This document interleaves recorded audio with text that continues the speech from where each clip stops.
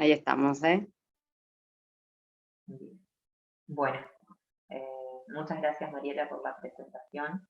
Los saludo. Si ustedes quieren y consideran y pueden, pueden prender los, y mientras la tecnología nos deje, pueden prender las cámaras, así nos vamos conociendo. La idea es, bueno, desde el CIE me han pedido que dé una capacitación sobre evidencia digital, pero lo hemos dividido en dos, como ustedes saben. La primera parte va a ser de teoría. Me han dicho que preferían abordar los temas desde lo básico, así que vamos a estar dando algún contenido, y si alguien se dedica a lo que son las pericias informáticas, bueno, que también nos tenga eh, la posibilidad de comentarnos sobre sus actividades, sus experiencias. Eso sería bueno, porque la idea principal de esto es que podamos retroalimentarnos. Y a mí, como hace 15 años que doy clases a adultos, entonces como que me gusta el intercambio, porque nos favorece a todos y crecemos todos. Entonces vamos a empezar. Ya les digo, si ustedes quieren habilitar la cámara, mejor, así nos vamos viendo, van preguntando, yo no tengo ningún problema. Bien, a ver, voy a compartir. Vamos a tener, lo voy a poner así puedo seguir si alguien prende la cámara, quiere preguntar algo, lo puedo ir viendo. Bien, hay un micrófono aprendido por ahí.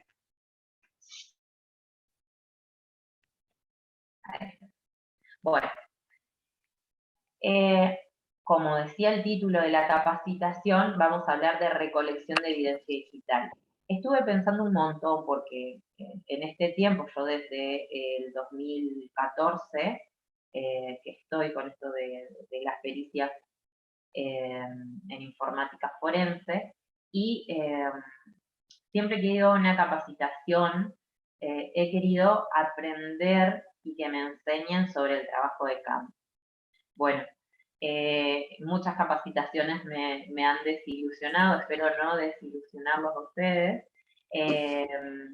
La idea es, vamos a ir viendo esto, y después, en la clase que viene, la clase siguiente, poder ver herramientas que podamos utilizar, un perito común, ¿sí? Si nos llaman de perito de oficio, de perito de parte, que tengamos herramientas que sean gratuitas o pagas, si ustedes pueden pagar, para poder desenvolvernos en nuestra labor de perito.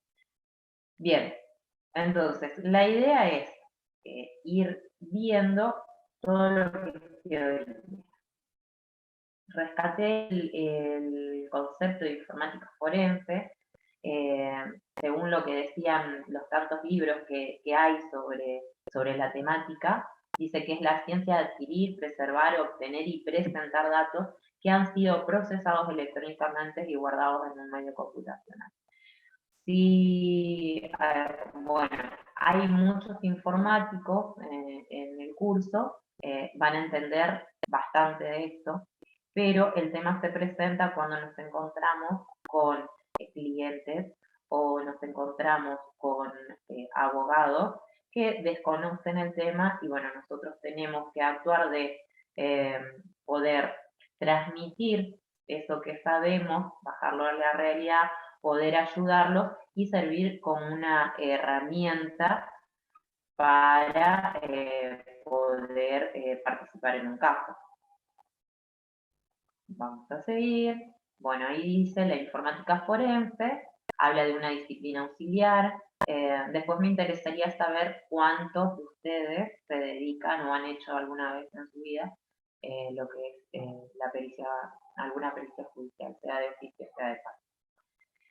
Bueno, es una disciplina auxiliar de la justicia que tiene como objetivo ahí dice la compensación de los daños causados por los criminales o intrusos, la persecución y procesamiento judicial de los criminales, la creación y aplicación de medidas para prevenir casos similares. Y eso todo nos lleva a la recolección de la evidencia digital, que es el tema principal de hoy.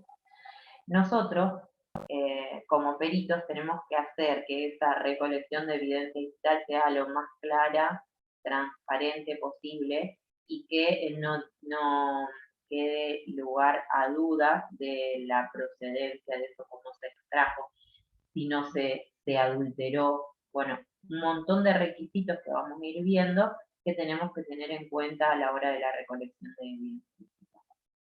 La evidencia digital dice que es cualquier información que sujeta a una intervención humana u otra semejante ha sido extraída de un medio informático. Tenemos los medios informáticos. Para los de sistemas, un sistema informático es algo básico, está compuesto por hardware y el software y la información que se contiene en el hardware. El hardware se lo puede tomar, es el que, por ejemplo, tenemos una computadora que ha sido robada, bueno, es parte de un delito. Perdón si hay abogados y por ahí no manejo tanto el vocabulario jurídico.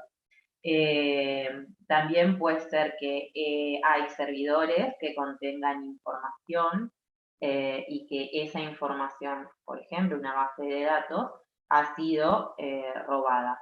Entonces, nosotros tenemos que contemplar esas situaciones y identificar el hardware y qué información debemos extraer de ese hardware.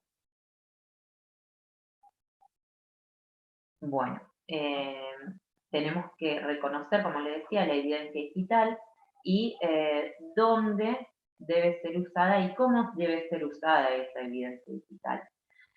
Me ha pasado situaciones que por ahí en los puntos de pericia solicitan cosas que un perito no puede o excede a sus facultades de perito.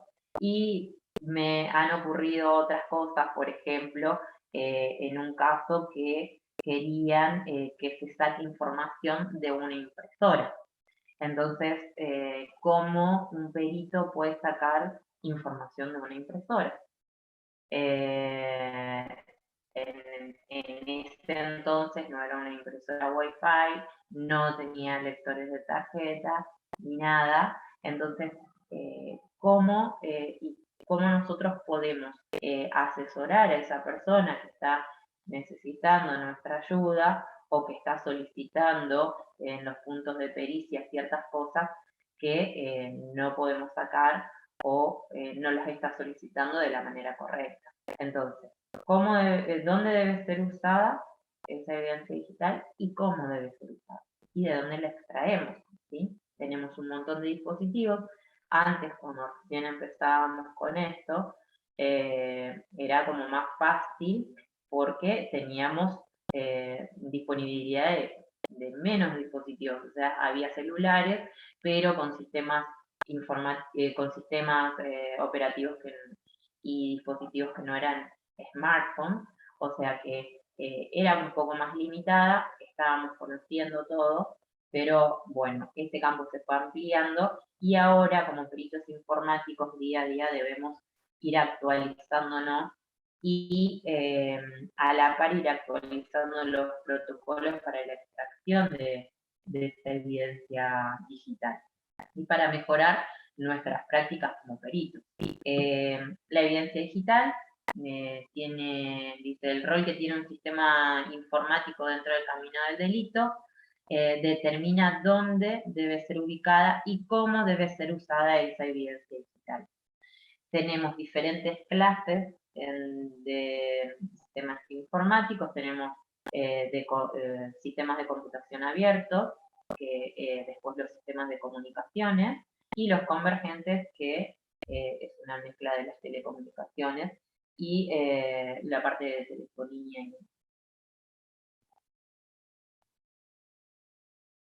Bueno, tenemos evidencia digital, dos tipos, y estos capaz que en algún momento lo han leído, lo han visto. Tenemos la evidencia electrónica, que son los elementos materiales, el hardware, y después la evidencia digital, que es la información contenida en ese hardware, y también están los sistemas informáticos, que no solo se encuentran en las computadoras, sino en los teléfonos celulares, en los tablets. No sé si voy muy rápido, Mariela, contame cómo me estás escuchando.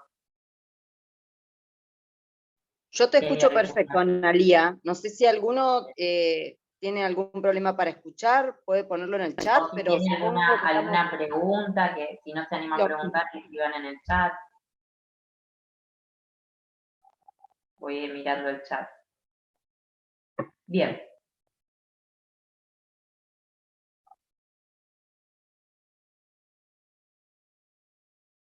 La evidencia digital, como sabemos, puede ser duplicada.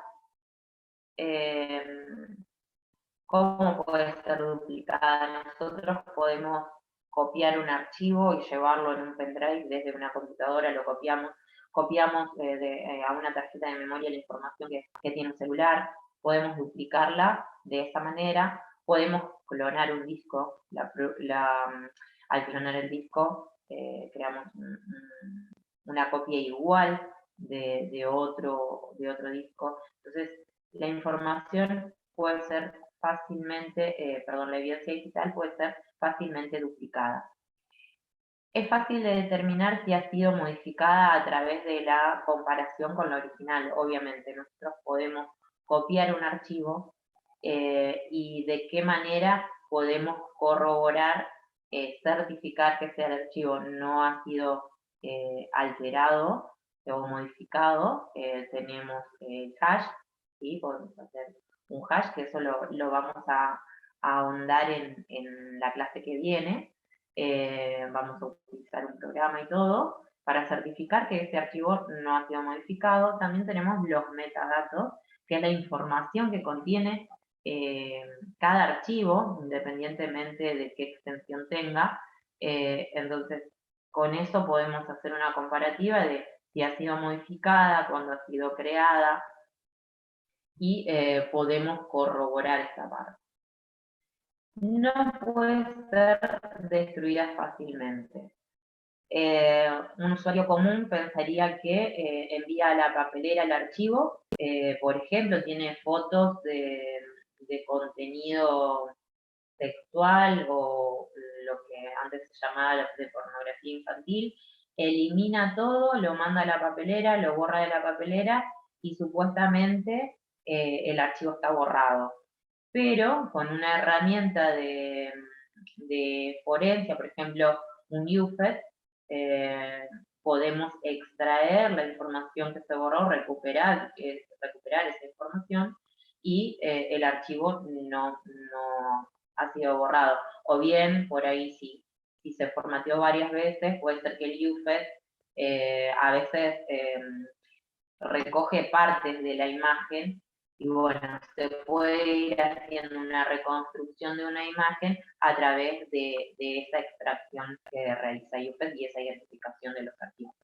Lo mismo sucede, por ejemplo, si tenemos evidencia de una conversación de WhatsApp en un teléfono, la borraron a la conversación de WhatsApp y a través de UFED o del XRI se puede extraer información y lo que va haciendo es una reconstrucción de esa conversación, de ese chat que ha sido borrado y a través de frases y eso, que en la clase que viene lo voy a mostrar, se puede ir reconstruyendo la conversación, no sé si el total, pero gran parte de eso. Entonces, no puede ser destruida fácilmente y es frágil. Todos sabemos que la evidencia digital es frágil. Por ejemplo, lo que tenemos en WhatsApp, que es lo que digo siempre, la gente espera que mañana pueda recuperar la información que borró hoy y si es pisada por la copia de seguridad de WhatsApp, por ahí es como más difícil que un perito común sin la herramienta IUPET, sin un XRI, sin otra herramienta de forencia, de las pagas y de las que funcionan, podamos recuperar eso. Es mucho más difícil.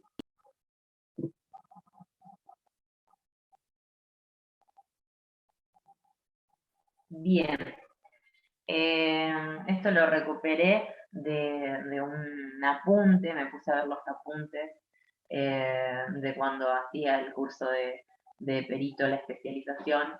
Dice, cada contacto deja un rastro y bueno, en lo que son las pericias, en lo que es la evidencia digital, y nosotros como peritos sabemos que siempre se va dejando rastro, no solo en lo que son las computadoras, los teléfonos, sino que también vamos dejando un rastro en lo que es las redes sociales, por ejemplo. Entonces, eso nos permite a nosotros como peritos poder evaluar la evidencia digital y qué es lo que podemos extraer de los diferentes dispositivos o de las redes sociales.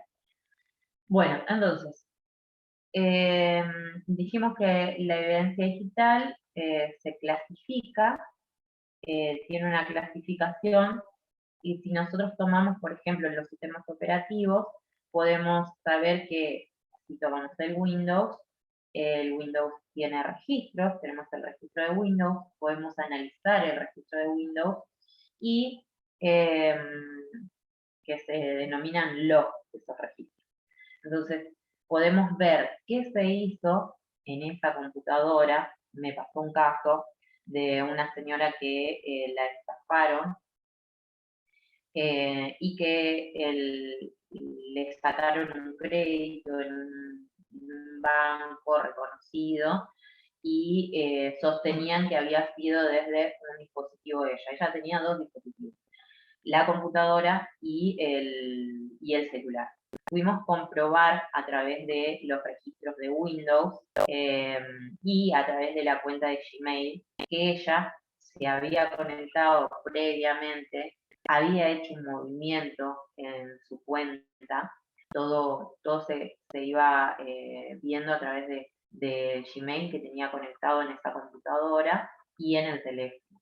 Entonces, vimos todas las actividades que realizó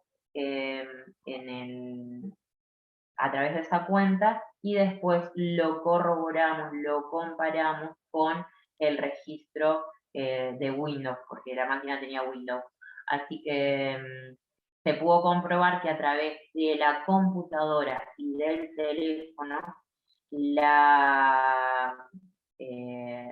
mi cliente en ese momento no había accedido en esa hora a esa cuenta de su banco y no había extraído no había pedido ningún crédito, era un monto exorbitante en pesos y en dólares.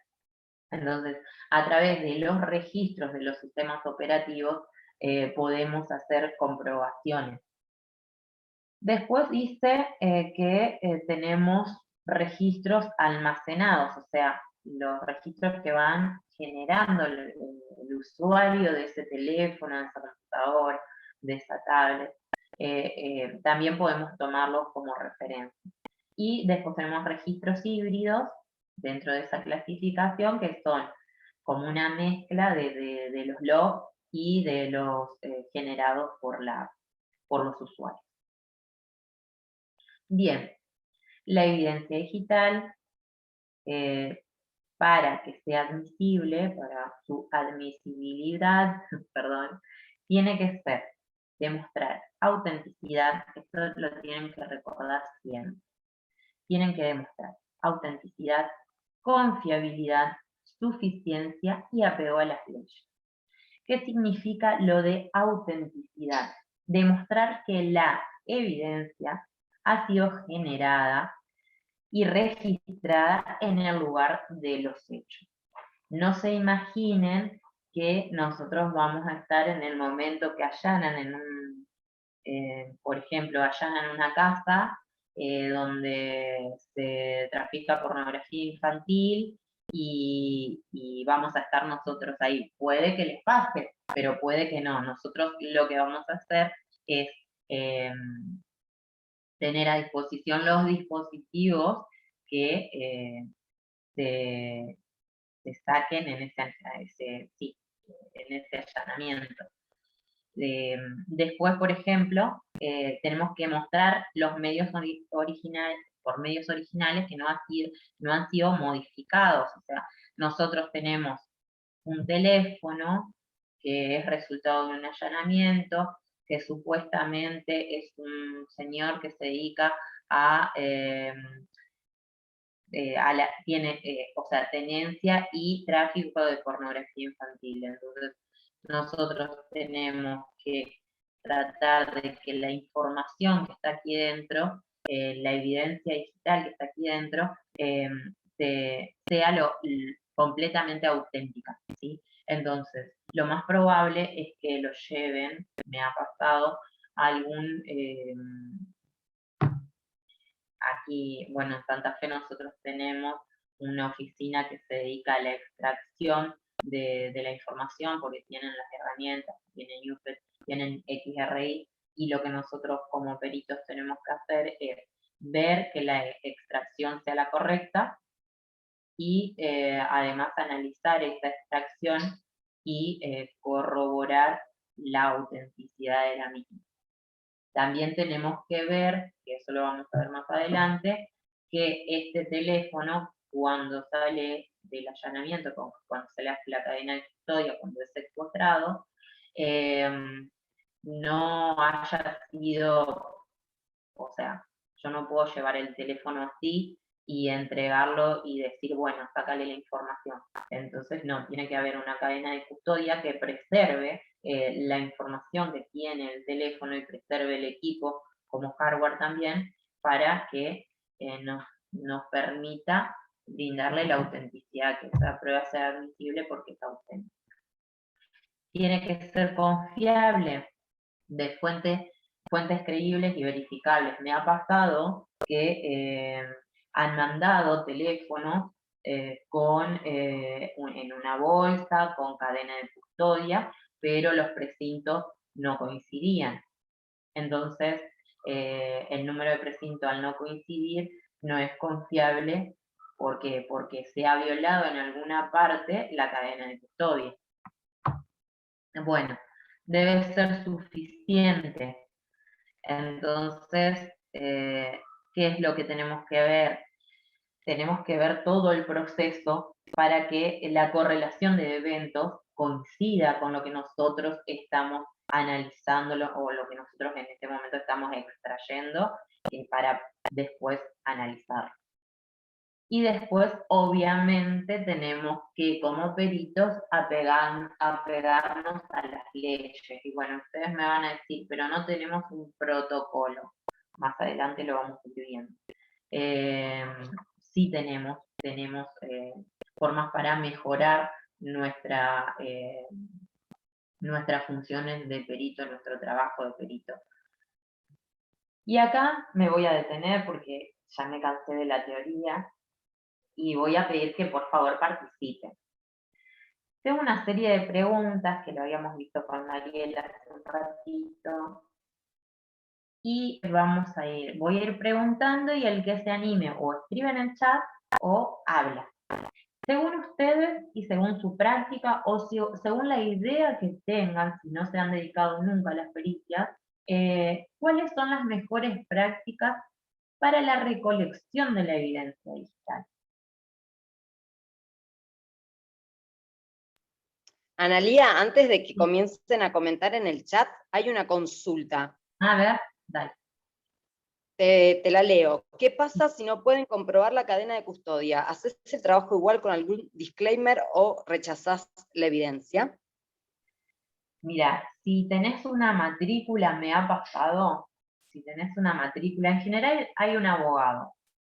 Nosotros, si estamos de oficio, representamos al juez. Si representamos al juez y hay una violación de la cadena de custodia, nosotros automáticamente tenemos que notificar al juez y directamente, yo particularmente, no sé, depende de cada uno, yo no lo haría. No lo haría porque además de poner en riesgo la matrícula que tenemos, no podemos garantizar que esa evidencia sea auténtica. ¿Sí? Y me ha pasado también estar como perito de parte y en este caso está abierta la cadena de custodia y el sobre estaba en un sobre de madera y estaba abierto. Entonces el abogado decidió eh, seguir en el proceso de la extracción de la evidencia, pero dejó contado en acta que la cadena de custodia había sido violada.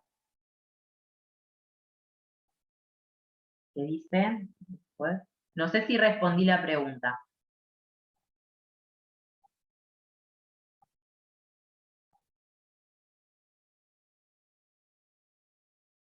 Después dice tomar hasta antes de copiar.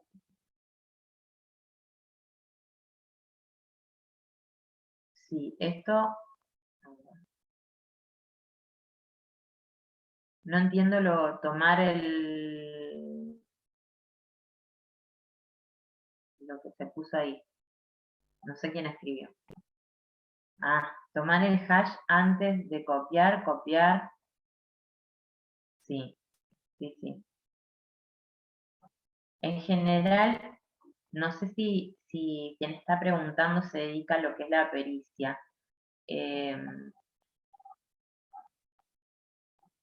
Perfecto, entiendo. Por favor, con cuidado, si estás en viaje. No sé si te ha tocado, porque en general la policía, cuando toma, arma la cadena de custodia, secuestra un elemento, no hace el hash, solamente lo secuestra. Arma la cadena de custodia. Si la cadena de custodia está violada, particularmente como perito yo no lo haría. No, en general, repito, los que secuestran el elemento no hacen hash. Entonces no podemos corroborar eso. Si nosotros hacemos la extracción, por ejemplo, tenemos que actuar de perito de oficio y tenemos que hacer una extracción de mensajes de un teléfono, de algún servicio de mensajería, sea Telegram o sea WhatsApp. Y bueno, ahí sí, nosotros vamos a hacer la extracción lo más correcta posible y vamos a hacer un hash después de que hayamos extraído toda la información del dispositivo. Yo hago doble hash, hago un hash, comprimo y vuelvo a hacer un hash de la compresión del archivo comprimido y lo grabo a ese hash. Y lo presento también en el acta de recolección de evidencia digital.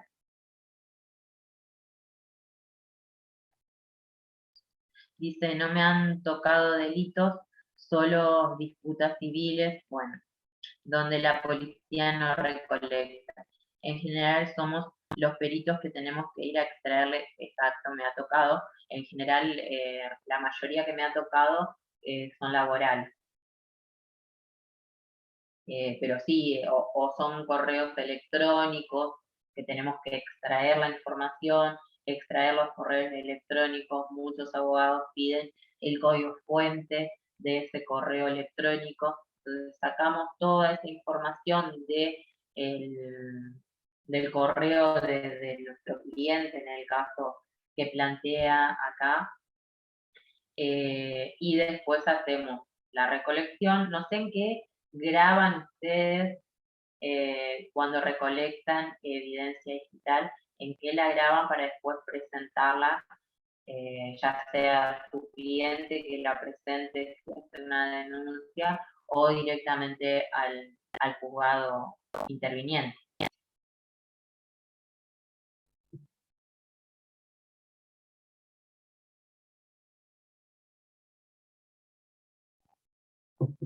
Ay, muy bien. Leonel es de los míos. Agustín también, perfecto. Primero el CD y el DVD. Sí, yo lo hago en DVD. El otro día alguien muy joven me dijo, pero esto es antiguo. Y todas las veces que me dicen que recolectar la evidencia, grabarla en un DVD, es antiguo, lo que ustedes plantean también pienso que pensarán como yo. Sabemos que un DVD es muy difícil de que alteren la información, salvo que lo quiebren, pero yo hago 3 copias por las dudas y entrego una a cada parte y una al juez.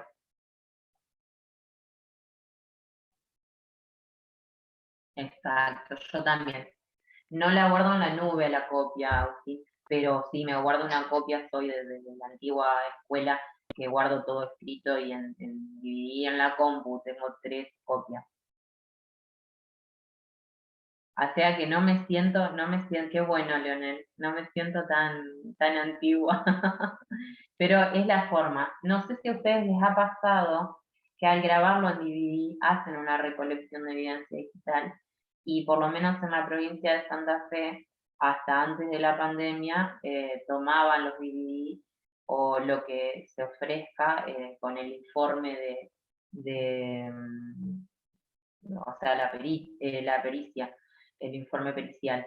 Pero ahora no toman los DVD y todo se tiene que subir al sistema. El tema es, la pregunta que yo le hice a muchos, incluso a gente que está ahí, le digo, ¿cómo si, por ejemplo, tengo que extraer la información de una computadora, de una base de datos, tengo que extraer la base de datos entera, cómo la puedo reflejar a través del sistema que utiliza el Poder Judicial? Si no me toman ese DVD, o sea, ¿cómo refrendo yo esa pericia? Bueno, son cuestiones que después de la pandemia se fueron planteando. Igual, yo entrego el DVD y si me lo quieren tomar, me lo toman, y si no lo tienen las partes intervinientes, lo pueden disponer de ese CD. Bien, a ver, acá dijimos que, bueno, según 3, que somos 3, dentro de una de las prácticas, de las mejores prácticas, guardarlo en un CD, DVD, está bien. En un pendrive, ¿por qué yo dudo del pendrive? Porque además de que he trabajado de asesora técnica de un fiscal y vi cómo se maneja por cuestiones no de no saber y de mal predisposición al trabajo, sino que no hay espacio físico para guardar computadoras y demás dispositivos. Por ahí eso puede llegar a perderse, a humedecerse, eh, pueden llegar a alterarlo de alguna manera. Entonces, por eso todavía soy reacia a lo que es el pendrive, salvo que sea un archivo muy grande. A ver, como perito, ¿qué debo tener en cuenta al momento de la recolección? Si estamos, ya que hablamos, tenemos una situación que sea laboral, de un ex empleado que tiene información de WhatsApp, o sea, mensajes, y el que era el empleador niega que haya sido parte de su empresa. Como perito, ¿qué debo tener en cuenta al momento de la recolección en esa situación?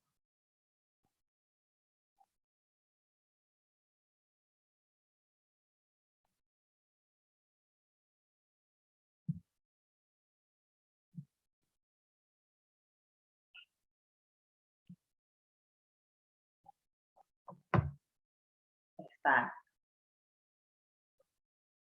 Me ha pasado, a ver, Horacio, no sé si les ha pasado a ustedes, em, pero me ha pasado que me han traído un teléfono, o sea, en los puntos de pericia estaban marcados los puntos de pericia y me trajeron un teléfono entregan un teléfono que estaba en desuso y tenía partida la pantalla. Y o sea, contenía los archivos de WhatsApp que no se habían podido levantar en el teléfono nuevo que tenía una de las partes del que aportaba. Y entonces me encontré con eso, con que tenía que encender el teléfono, que tenía rota la pantalla, que lo habían arreglado, que había pasado por un servicio técnico que yo desconocía y tenía que extraer la información que tenía sobre esta situación que les planteé. Entonces ahí me encontré en un pequeño dilema.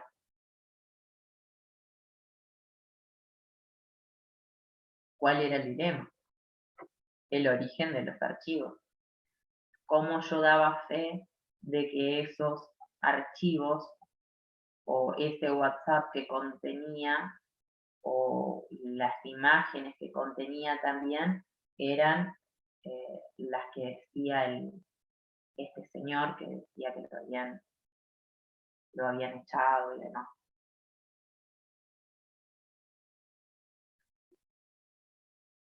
Anímense a preguntar o a plantear alguna situación.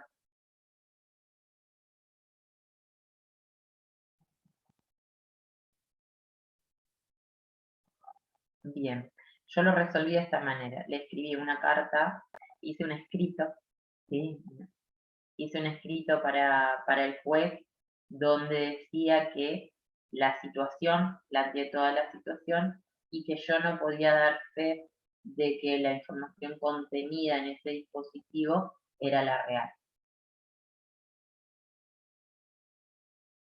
Bueno, otra pregunta que surge es la siguiente. Muchos me preguntan, y no sé si a ustedes les ha pasado, escribano o perito. A nosotros en Santa Fe nos permite nuestra matrícula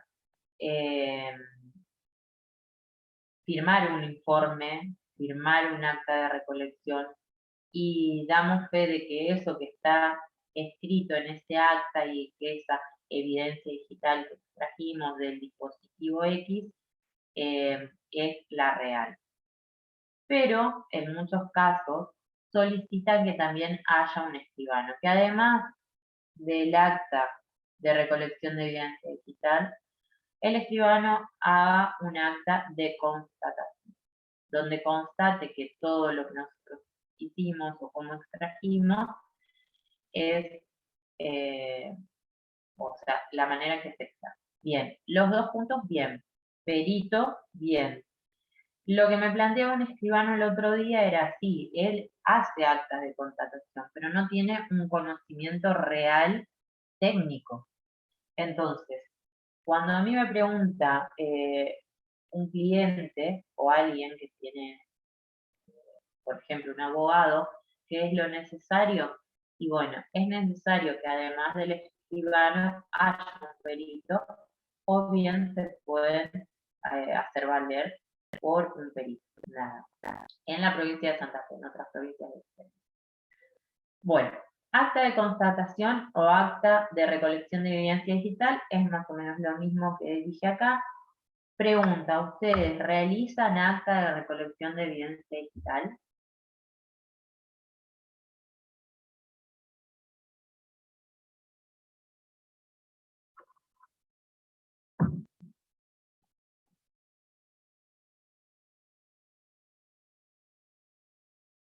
Nadie realiza esa práctica.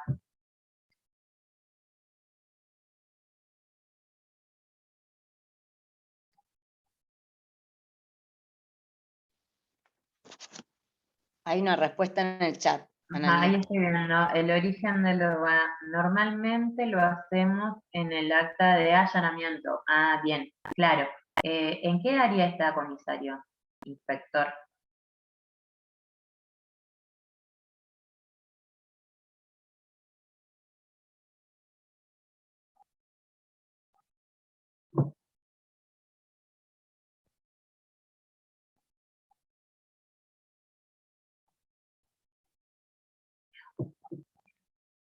Bien, Perfecto. Ahí en la ciudad de Rosario, estimo. Ah, en Río Grande, bien, bien. Perfecto.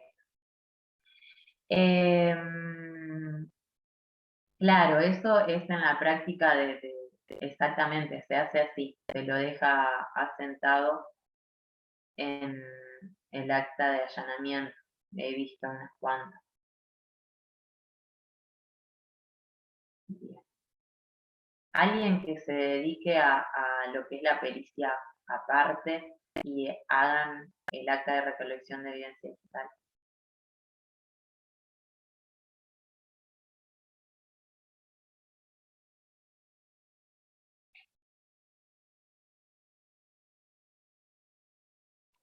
¿Alguien vio un acta de recolección de evidencia digital?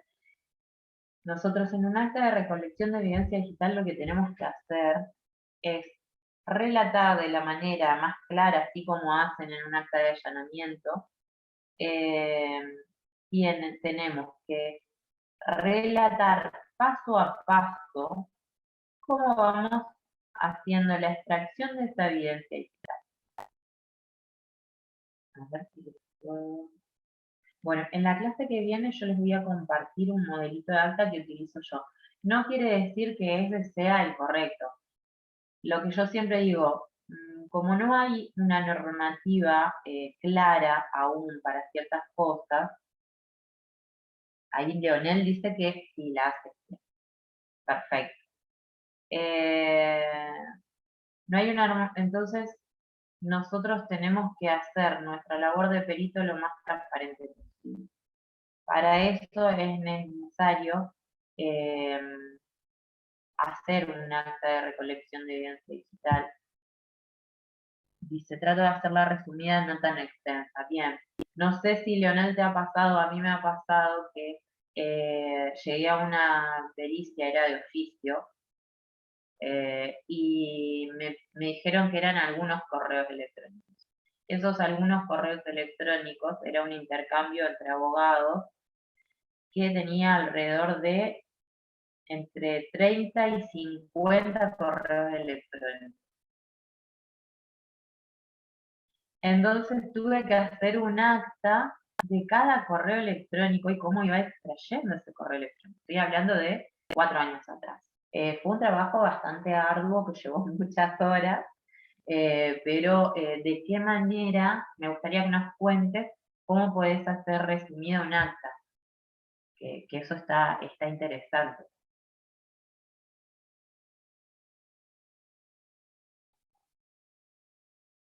Bien, y vos más o menos, Leonel, ¿qué plan planteás en ese acta genérica? Así nomás contanos por arriba. Para que voy a hablar así, ya no la Ay, muy lo bien, hacemos, logré lo que hacemos alguien más hable. fácil. Me ha pasado, sí, fue en una concesionaria de autos.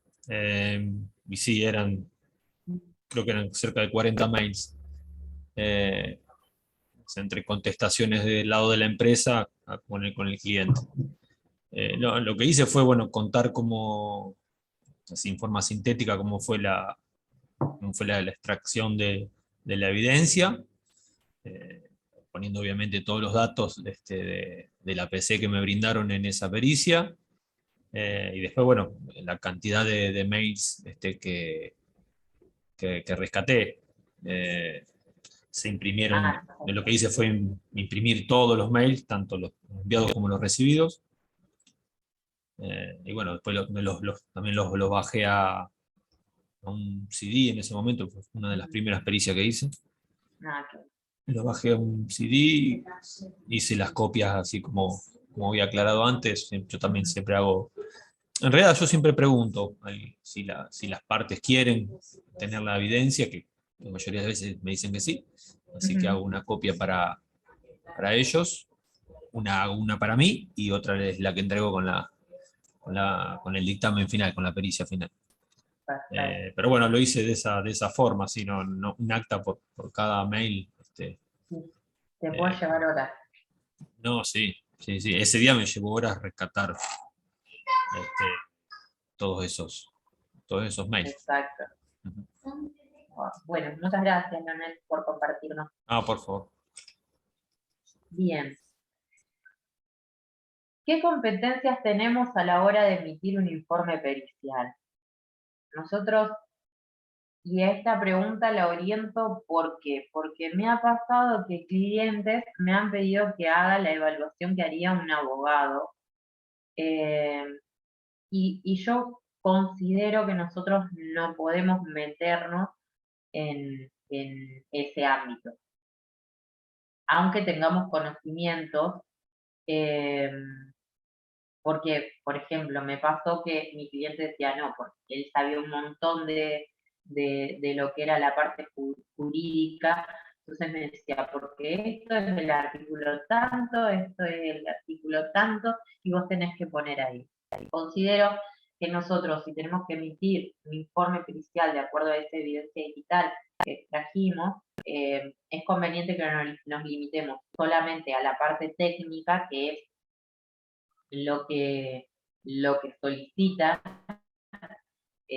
por ejemplo, en el caso de una pericia judicial, una pericia de oficio, perdón, donde nosotros tenemos que emitir un informe pericial que sea claro para que el juez logre entender lo que nosotros analizamos en esa evidencia. Entonces, él va a considerar legalmente esa evidencia, ese informe, y va a ver qué hace con eso. Esa es mi manera de pensar, otros comparten otra manera de pensar, pero como una buena práctica es eso, de emitir un informe pericial sin hacer juicio. Bien, seguimos, a ver. Un ratito el chat.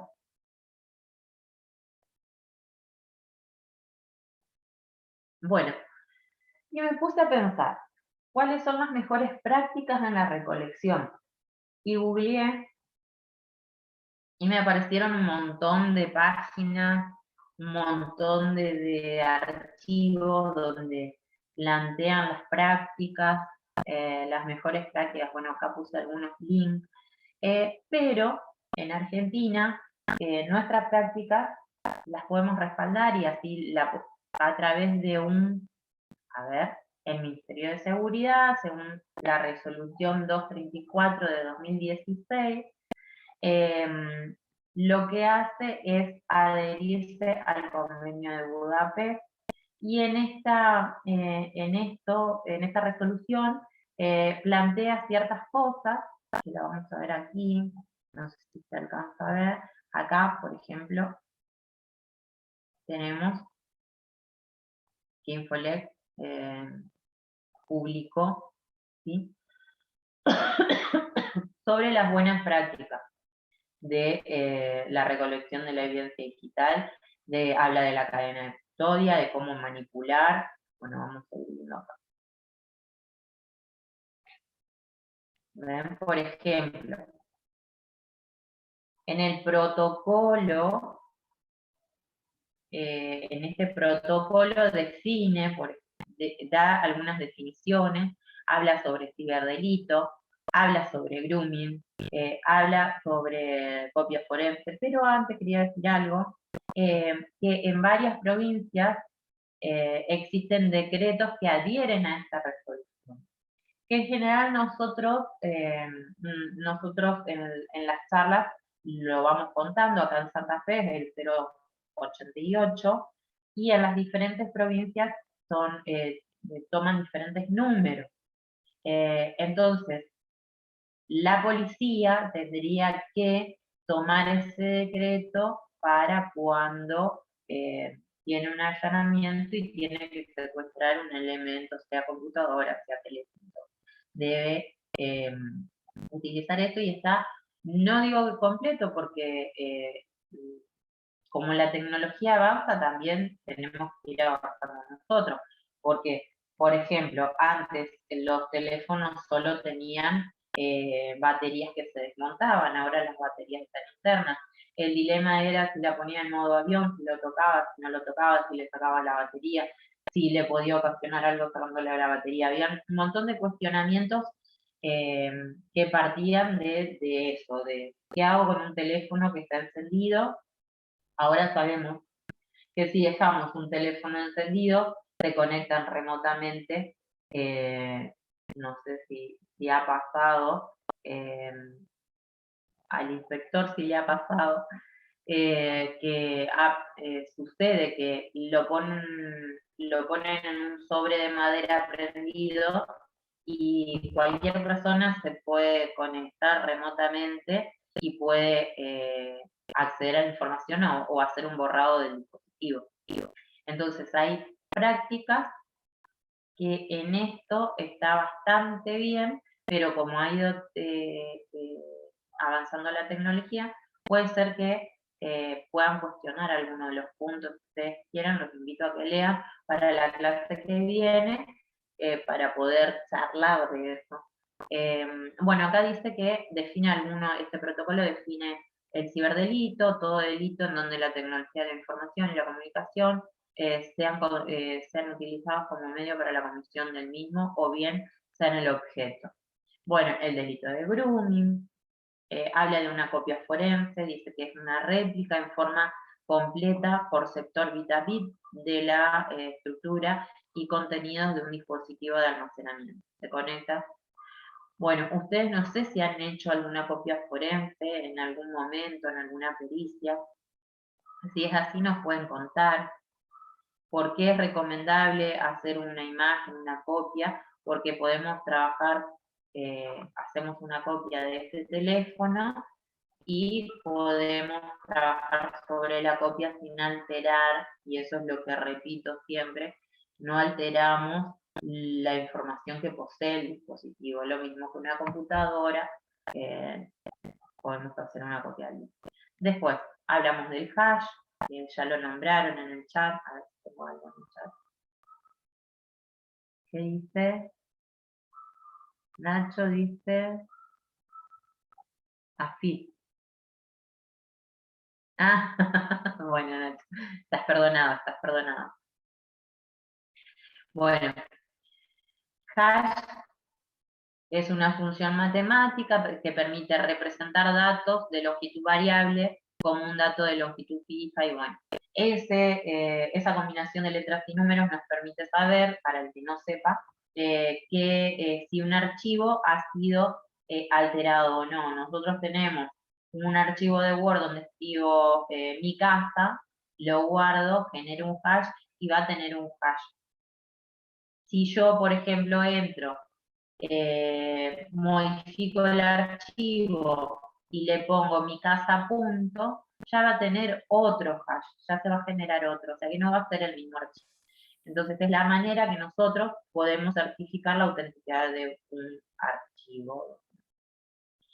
Habla de la evidencia digital, el protocolo, que es la prueba fundamental en los ciberdelitos. Después, no sé si lo han leído, habla del allanamiento. Yo fui sacando algunas.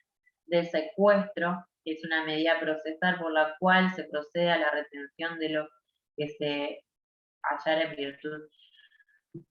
Y ahí me surge una pregunta. Nosotros por ahí, me cambio.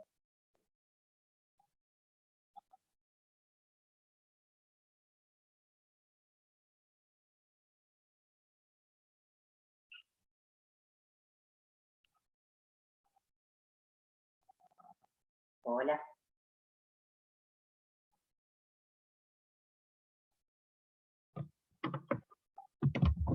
Hola Ana, se escuchó una Sí. pregunta y se cortó.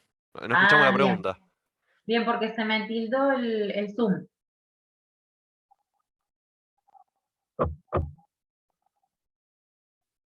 Se me tildó el Zoom. Y a ver si arranca.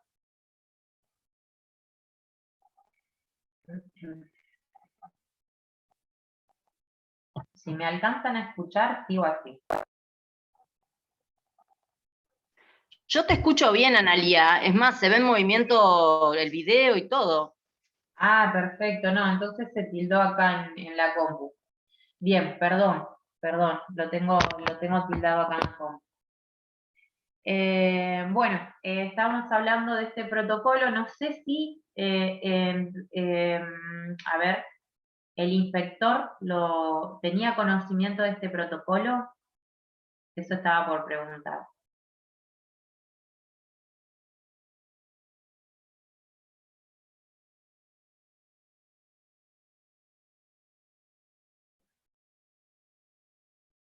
Hola, voy a hablar mejor así. Mejor, De paso mejor. nos comunicamos porque es más rápido que escribir. Lo tenía parcialmente en conocimiento porque realmente en policía científica nosotros no nos dedicamos exclusivamente al secuestro de la evidencia digital. Contamos con un área específica dentro de la policía, que es la Oficina de Investigación Tecnológica, que se ocupa de todos estos elementos. Siempre, inicialmente lo hacíamos nosotros hasta que, bueno, se creó la división, dependiente de la División de Delitos Complejos de la Policía de la Provincia, y bueno, ellos hacen toda la tarea de recolección, que para nosotros es importantísima, pero bueno, inicialmente la hacía Policía Científica, con todos los protocolos, con todo, siguiendo todas las normas establecidas para el resguardo de la información, dejar constancia en las actas de allanamiento de cómo se realizaba el correcto fotografiado, y cuando los elementos lo permitían iban debidamente embalados y rotulados, si eran elementos transportables. A veces había que hacer una copia en el lugar y bueno, con el paso del tiempo la Policía Provincial adquirió un par de UFET y bueno, con eso hacían las copias respaldo en el lugar del hecho cuando se podía, porque el elemento a veces, bueno, tenía gran capacidad y llevaba mucho tiempo, entonces era todo depende del momento en que nos encontrábamos y la situación que debíamos subsanar cuando entrábamos a allanar, digamos. Claro, perfecto. ¿Les ha pasado en uno de los puntos, porque ahora tengo tildado el cuento, tengo tildado el PowerPoint, ¿les ha pasado en algún momento eh, tener que sacar la información cuando van a allanar? Tengo la persona tenía la computadora prendida y ustedes tenían que secuestrar esa computadora. Nos ha pasado de entrar y encontrarlos operando el dispositivo, por ejemplo, y en ocasiones, cuando no teníamos el personal todavía técnico adecuado, lo hacíamos con el personal, con el perito informático del juzgado provincial. Y él se dedicaba a hacer esas copias o a hacer un pequeño... empezaba a buscar la info en el dispositivo y si hallaba algún indicio de que podía haber algo, se le comunicaba al juez interviniente y bueno, a veces se presentaba en el lugar o a veces directamente ordenaba el secuestro entero de todo y bueno, para que lo puedan peditar tranquilamente después en la sede judicial o policial, porque bueno, no es un trabajo que lleva minutos y no podíamos estar 5 o 6 horas hasta que el equipo termine de hacer la copia de respaldo, así que normalmente se hacía un trabajo preliminar en el lugar y posteriormente el perito informático nuestro o el del Poder Judicial hacía las labores que se le encomendaban. Exacto. Sí, a mí me ha pasado de tener que acompañar en un allanamiento, justamente en un hospital. Me ha pasado eso de que teníamos toda la información ahí y yo no sabía cómo trabajaba bien la policía en ese momento porque fue hace un par de años, pero sí sabía cómo trabajaba el hospital porque había trabajado años anteriores ahí. Y entonces tuvimos que hacer una extracción de toda la información que había de historias clínicas, y lo que me pasó es que me pidieron que sacara información de un ecógrafo. wow, dije, nunca, o sea, no me enseñaron en el curso de perito cómo sacar información de un ecógrafo. Y tenía la policía ahí también y todo, así que tuvimos que, además de después de precintar todo para que no lo utilicen al ecógrafo, no alteren, sacar la información de ahí. Y bueno, lo que me quedó hacer es sacar la información de adentro con un DVD, se grababa en DVD, como graban cualquier ecografía, y bueno, e ir filmando todo como lo iba haciendo. Porque como perito en ese momento estaba haciendo de asesora técnica, me habían contratado el Ministerio Público.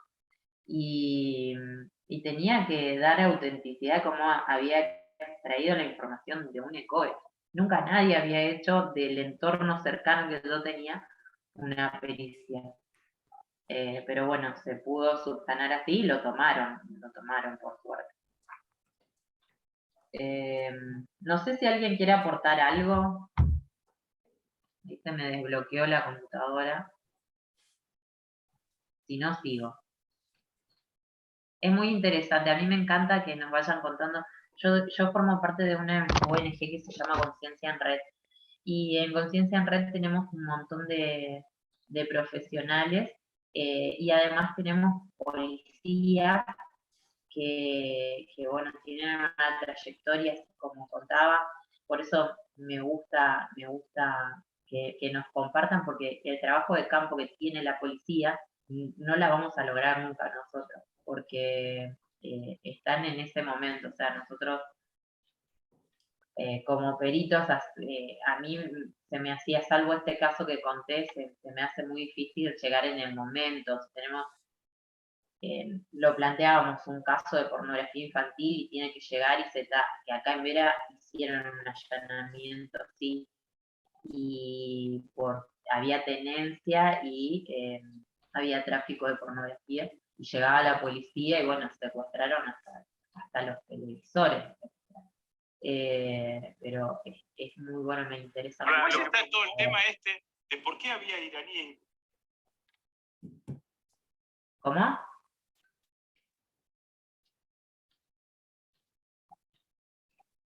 Hoy se cortó. Sí, se escuchó una consulta, pero luego se cortó. Sí. Y si no les funciona el micrófono, lo pueden hacer por chat. Ahí me pregunta, Dilson me pregunta, ¿cómo hiciste la extracción del ecógrafo? Bueno, me encontré con un ecógrafo, hablo con la profesional, con la doctora que estaba a cargo, y me explicó que ella guardaba en un DVD. Prendo la cámara, me llevé una cámara para filmar todo, y el sistema operativo que tenía el ecógrafo permitía hacer un backup con una fecha determinada. O sea, yo determiné, en aquel momento me acuerdo que era agosto, el allanamiento se hizo en noviembre, en agosto y en septiembre habían hecho la ecografía de tres embarazadas, las 3 perdieron los bebés antes que nacieran.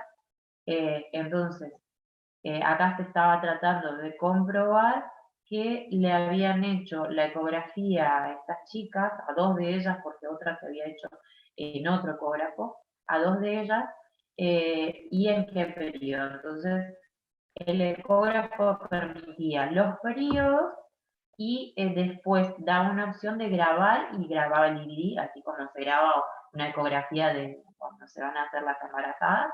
Bueno, así lo grabé y eso le presenté al fiscal con un acta. Y bueno, me sirvió porque presenté el video y presenté la extracción que hice del ecógrafo. Además, lo que se hizo fue, para comprobar, se comprobó que el bebé en un cierto periodo estaba bien, después no se le hizo el control pertinente y el bebé, en vez de subir de peso en el transcurso, fue bajando de peso. Y después se hizo, además de esa extracción, se sacó información de la computadora, se secuestra la computadora que tenían ahí en la oficina, en el consultorio, donde guardaban todas las ecografías que se le hacía a cada paciente. Imagínense, por día se hacían cantidad de ecografías. Y también se analizó el libro de las enfermeras, llevan un libro un librito donde anotan todo, como un libro de acta sería, donde anotan todo lo que ocurre en la sala. Eso se sacó y después del sistema central, Santa Fe tiene un sistema que tienen todos los hospitales públicos, entonces se sacó información de ahí y además de un centro de salud. Lo que sí duró 8 horas, que los pobres, los policías querían estar un ratito y hacer el procedimiento rápido, y acá llevó más tiempo, llevó 8 horas la extracción de todos los dispositivos. Pero yo resguardé mi accionar de perito con esto, con la filmación, ir haciendo una filmación de todos los pasos que hacía. Entonces me resguardé, no había manera de alterar. Después lo que hicimos fue sellar todo, la parte del DVD, de la bandeja de DVD, se selló, se sellaron los USB y todo para que no se pudiera usar ese ecógrafo. Y bueno, y ahí aprendí cómo funciona un ecógrafo. Bien. Bueno, la cadena de custodia es algo fundamental, lo que estuvimos charlando hoy, el control que se efectúa tanto de las personas que recogen la evidencia como de cada persona o entidad posteriormente tiene la custodia de la misma. Como les dije, me ha pasado que ha llegado la cadena de custodia abierta, ha llegado la cadena de custodia con el precinto cambiado, y bueno, como ya lo hablamos, queda a consideración del abogado si son de parte, de perito de parte, o si son de oficio, directamente no pueden dar fe de que la información que contiene ese dispositivo es auténtica, o no ha sido adulterada. Bueno, después el protocolo habla de la dirección IP, dice lo que es una dirección IP. Para la clase que viene les voy a traer un informe ya que hablamos de redes sociales y eso, no sé si alguno ha visto un informe de Facebook, un reporte de Facebook, entonces ahí vamos a ver qué información podemos sacar de una red social como Facebook y Instagram, y cómo podemos sacar información de los reportes que nos envía la empresa. Porque me ha sucedido un montón de veces que abogados me consultan. Si yo mando una carta a Facebook Buenos Aires, y nunca te van a responder, nunca te van a dar información porque vos sos un abogado que está solicitando. Generalmente pasa en los juicios civiles. Entonces, siempre que tengan que oficiar a Facebook e Instagram, hay una forma de hacerlo y lo vamos a charlar la clase que viene.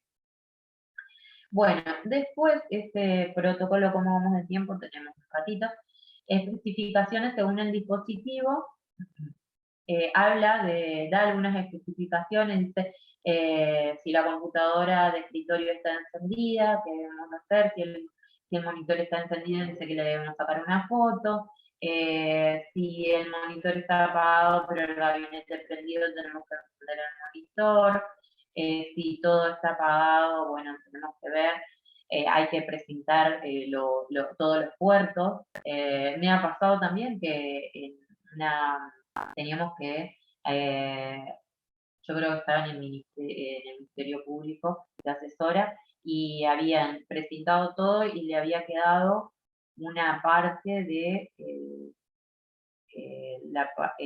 mal precintada, la parte que se conecta al monitor, y la parte de la corriente. Entonces, obviamente ese dispositivo se podía conectar de alguna forma y se podía encender. Después habla de si es una laptop o laptop o computadora portátil. Dice que tiene que tener el mismo trato de si está encendida, el mismo trato de una computadora de escritorio. Dice que se le tiene que sacar la batería. Tenemos que pensar que hay computadoras ahora que tienen la batería integrada, entonces no la podemos desarmar para apagarla. Habla también de los dispositivos móviles, de los celulares, de las tablets. ¿Qué debemos hacer con esos dispositivos móviles? Cómo se deben secuestrar, si le sacamos la batería, si lo ponemos, lo que hablábamos hoy, si lo ponemos en modo avión, si lo tocamos, si no lo tocamos, si alteramos algo al tocarlo. Entonces, todas esas cuestiones se plantean. ¿Qué pasa? Que a mí me han llamado y tenían el celular con mucho respeto a las prácticas policiales, pero tenían el celular arriba del escritorio desarmado sin la cadena de custodia. Entonces, ¿cómo se puede certificar que lo que contiene ese dispositivo no ha sido alterado? Y se ha comprobado a través de UFED, que también en el reporte da las ubicaciones y los encendidos, que ese dispositivo había sido encendido un año después y estaba secuestrado con cadena de custodia supuestamente. Entonces, eso tienen que tener en cuenta mucho, los dispositivos móviles y los celulares, cómo deben embalarse, cómo deben transportarse y cómo deben almacenarse. ¿Por qué? Porque he visto, repito, no por mala intención, por ahí es que no tienen un espacio para guardar computadoras, teléfonos, tablets, que lo ponen en un lugar, en un armario, y el armario está húmedo. Esa información obviamente se va a alterar. Tienen los pendrive en un lugar húmedo. El embalaje, la utopía obviamente es la bolsa Faraday. ¿Cuántas bolsas Faraday puede tener la policía? ¿Cuántas puede disponer? Y salen muy caras las Faraday. Y en Santa Fe seguramente que no van a ofrecerle a la policía que tengan bolsas Faraday de diferentes medidas, para las tablets, para las notebooks, para los teléfonos. Entonces, ¿de qué manera nosotros podemos aislar un dispositivo? Bueno, dice que en el protocolo dice que un sobre de madera, algunos en el protocolo no está, pero algunos lo aíslan con papel aluminio, que es un aislante, y dentro de todo es lo que se puede acceder si queremos proteger eso y que bloquee la señal. También dice el protocolo que no tienen que estar en bolsas de nylon. ¿Por qué? Porque se condensa y puede generar humedad en el dispositivo y lo puede dañar. ¿Cómo lo van a transportar? Bueno, ¿de qué manera lo van a transportar? Me han contado que han transportado teléfonos en el bolsillo de la persona que lo secuestró. Entonces, nosotros, si estamos como peritos, tenemos que exigir que todo eso se respete. Y bueno, ¿y de qué manera después van a extraer? En las antiguas prácticas lo que hacían era, tenían una tablet, secuestraban una tablet, un teléfono, una computadora, directamente la revisaban a través de un acta, certificaban todo lo que veían, pero estaban adulterando todo. ¿Por qué? Porque si había algo en una red social, una conversación por violencia de género, pongámosle, acceden a la conversación y ahí ya están adulterando. ¿Por qué? Porque en el reporte después va a aparecer que se accedió en esa fecha y en ese día y el teléfono estaba secuestrado. Entonces, ¿cuál es la forma correcta para extraer esa prueba en el caso de una red social? Y si, por ejemplo, utilizan el celular y después tenemos que acceder a la cuenta de Gmail para ver todo lo que se hizo en ese celular y sale que repito, con respeto a los policías, estuvieron navegando y mirando ciertas cosas. Bueno, en el caso que sea necesario, tendrían que dejarlo constado, que conste en acta la manipulación que se hizo del dispositivo. Si no, no se puede tomar esa prueba. Bien, hasta acá ¿cómo vamos?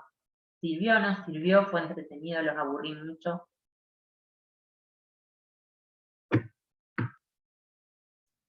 Hola Ana, muy bueno, que es mi primer contacto con lo que sería la carrera de perito informático o lo que es relacionado a perito informático, la verdad, bastante educativo, te agradezco un montón.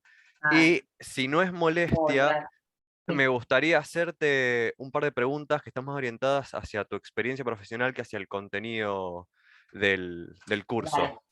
Y ya, como dije recién, este es mi primer contacto, así que si alguna dale. pregunta es medio sonsa, te pido perdón No, que peco de no hay inocente. preguntas sonsa, no te preocupes.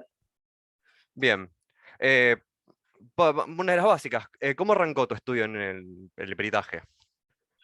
Mi estudio en el peritaje en 2007, todavía no se había sancionado la ley de delito informático en Argentina, que se sanciona en 2008, me gustaba lo que era auditoría. Y yo estudié en la Católica de Santa Fe, y en 2008 nos invitan a un simposio donde se hablaba de si se hace el lanzamiento, o sea, explican todo lo que era la ley de delito informático, que era furor porque se hizo en toda Argentina en la misma fecha. Y entonces ahí es como que encontré lo que me gustaba. ¿Qué pasa? Yo vivo en un lugar muy chico, era como que era una utopía pensar que yo me podía dedicar a eso. Y no había una especialización en el 2008 sobre pericias informáticas. Y en 2014 logro contactarme con alguien para hacer una especialización y bueno, viajo a Rosario y ahí hice la primera especialización. ¿Qué pasa? Volví, me pasó lo mismo, acá no había un margen, nadie necesitaba un perito informático. En 2015 pasa un hecho muy trascendental acá en Vera, de un padre que abusaba de su hija, y encima el padre estaba en el Poder Judicial, y ese fue mi primer caso porque me llama el fiscal para ver qué hacía, porque a la nena, el señor el padre, la estaba acosando por redes sociales, y el fiscal no sabía qué hacer porque estaba violando la perimetral que le habían hecho, eh, entonces estaba violando a través de las redes sociales. Y bueno, y a partir de ahí me dediqué a eso, como que encontré mi lugar, y de ahí no paré más. ¿Otra pregunta? Bien. ¿Existen roles dentro de lo que es ser perito informático, como decir programador? Que programador es un término muy amplio porque existen muchos tipos de programadores. O ser perito informático es un todo. Porque en un momento dijiste que se encargaban los chicos de laboratorio y por otro lado escuché que hay gente que se dedica exclusivamente más a la parte legal, de hablar con el juez, presentar evidencia. Bueno, mira, o sea, tenés los peritos de oficio, los peritos de parte, tenés, a vos te llaman de oficio, tenés que hacer una extracción, no podés hacer esa extracción, por ejemplo, te piden un informe que generes un informe de una red social de Facebook. Eso escapa a tu competencia.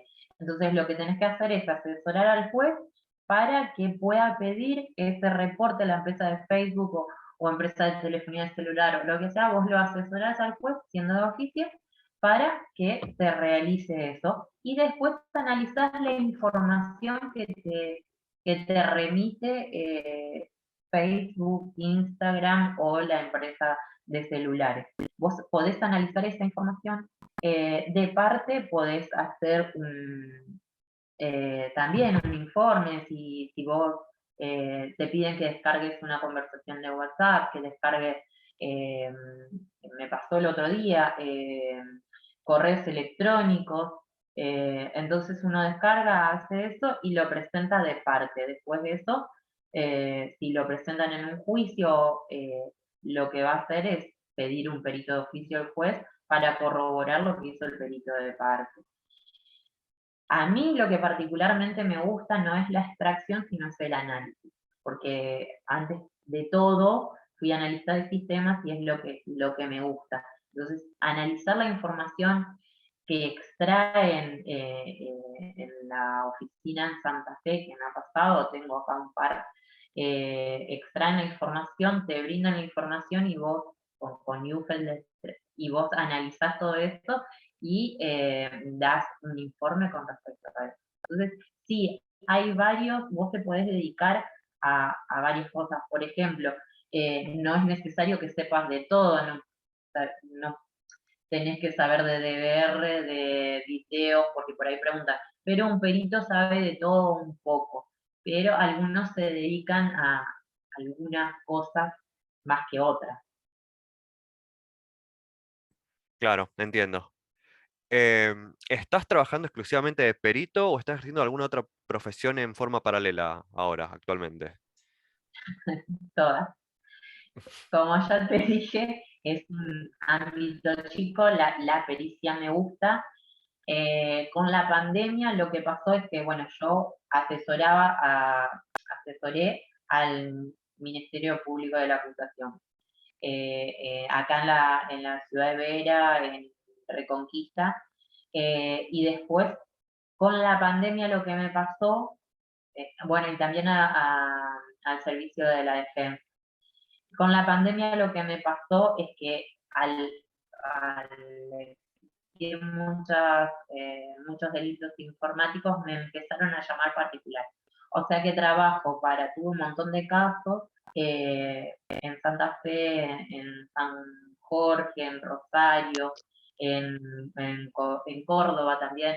Entonces, eso amplió como la pericia de parte. Me dedico a eso, es lo que me apasiona mucho, me apasiona, pero me dedico también a ser docente, hace 15 años soy docente, o sea, que si vos decís en Argentina vas a pagarte el plato de comida siendo perito, y no sé. Salvo que estés en un lugar donde tengo compañeros que se dedican solo a eso y ganan muy bien, pero se dedican solo a ser peritos, acompañados siempre de un abogado. Entonces, podríamos decir actualmente que la demanda laboral existe, es fuerte, pero los salarios promedios no son los mejores. Exactamente, Qué lástima. exactamente. Pero si le pones ganas y estás matriculado, vamos a hacer propaganda al CIE, y estás matriculado, te puede servir mucho porque son muy pocos los peritos informáticos. Hoy estábamos charlando que necesitaba para una terna de peritos un compañero y no consigue peritos que se dediquen. Y los que estamos más viejos, ¿qué sucede? No tenemos tiempo para eso. O sea, tampoco podés agarrar, si vos te dedicás solamente a eso, podés agarrar 10 pericias al mes y hacerlas perfectas. Pero si no, tenés que acotar eso y decir, bueno, hago cierta cantidad de pericias, las hago bien, y bueno, gano un poco menos, pero las hago bien y la reputación crece también. Bien. Por el lado de cursos, capacitaciones, instituciones educativas que recomendés para comenzar o que sepas. Bueno, hay un montón, depende de lo que querés invertir, lo que quieran invertir, porque en Mendoza, después en Mar del Plata, hay un montón de capacitaciones, diplomaturas, máster, en el siglo XXI también había algo. Después EDI, que es el Derecho Informático, yo soy referente en Santa Fe, ellos están haciendo capacitaciones en diferentes lugares, ahora el 23 hacen una en Córdoba que es online y también presencial. Y bueno, y hay un montón. El tema es esto, que te sirvan para tu práctica. De todo se aprende algo, pero me ha pasado de ir a capacitaciones y te niegan el conocimiento. Espero no haberles negado el conocimiento. Eso no me gusta. Entonces tienen que buscar capacitaciones donde les sirva su práctica. Después, si quieren, yo les voy pasando. No sé si Mariela tiene contacto con ustedes, entonces después se puede armar no sé si un grupo, pero tener una lista de los correos y yo les puedo ir enviando lo que vaya saliendo en los diferentes grupos. También hay grupos de WhatsApp que eso sirven mucho, hasta uno de derecho, uno de pericias. Tenemos uno chiquitito de peritos de Santa Fe, de Rosario y de Córdoba, que esos grupos sirven un montón, porque vas creciendo en la práctica. Bien, ¿algo más, Alejandro? Sí, sí, me podrían llegar a mandar información, no sé, esto ya es más en vivo sobre la marcha, así que no quiero poner compromiso, pero me gustaría más información sobre el tema. Sí, yo al final voy a dejar mi correo y el teléfono. Cualquier cosa que quieran consultar, yo no tengo problema. Bien, vamos a dejar los casos porque ya medio que nos pasamos. Sí, ya estamos en horario. Sí, yo tenía algunos casos, pero lo tratamos la clase que viene. El martes que viene. Sí, si están, si se animan, si no los aburrí mucho. Vamos a plantear estos casos y si por ahí les va surgiendo algo, vayan anotando o lo envían y para saber y para poder armar a medida la clase que viene, porque más o menos la tengo pensada, pero me gustaría saber de acuerdo a sus necesidades también. Ahí tienen mi correo, porque estoy también, trabajé sí, en el Ministerio de Defensa, en la Subsecretaría de Ciberdefensa, y ahora estoy trabajando en la Universidad Católica. Ahí les dejo el correo, mi correo personal y el número de teléfono. Por las dudas, no tengo problema en contestar.